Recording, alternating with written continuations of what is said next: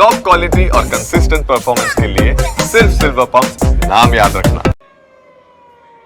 પાકિસ્તાન પર જે પ્રહાર થયો અને ઓપરેશન સિંદૂરને પાર પાડવામાં આવ્યું છે, પરંતુ આ ઓપરેશન અંતર્ગત જે 9 ઠેકાણાઓને ટાર્ગેટ કર્યા, શા માટે આ 9 ઠેકાણાઓને ટાર્ગેટ કર્યા? સવાલ તો સીધો છે અને જવાબ પણ તેનો સીધો છે કે અહીં આતંકી પ્રવૃત્તિઓ ચાલતી હતી.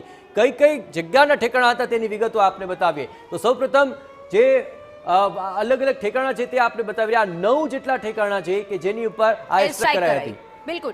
સૌથી પહેલા જો આપણે વાત કરીએ ગુલપુરની વાત કરી લઈએ. જયેશ, પૂંછથી અંતર 35 કિલોમીટર લશ્કરે જયેશના કેમ્પ છે અને જેને ધ્વસ્ત કરી દેવામાં આવ્યું છે. જયેશ, બિલકુલ. અને ત્યારબાદ જો વાત કરીએ અહીં કોટલીની વાત કરું તો રાજૌરીથી અંતર 15 કિલોમીટર છે અને લશ્કરના ટ્રેનિંગ સેન્ટર અહીં ચાલી રહ્યા હતા, જ્યાં આ ટ્રેનિંગ સેન્ટર છે કે જ્યાં આતંકી પ્રવૃત્તિઓને અંજામ અપાતો હતો, આતંકીઓને ટ્રેનિંગ અપાતી હતી અને આ ઠેકાણાઓ પર તેમને ધ્વસ્ત કરીને તે તમામ જે ઠેકાણા છે તેને નેસ્તનાબૂદ કરી દેવાયા છે. અરે અગર હવે વાત કરીએ મહમૂનાની વાત કરીએ તો સરહદથી અંતર એનું જુઓ કેટલું ઓછું છે.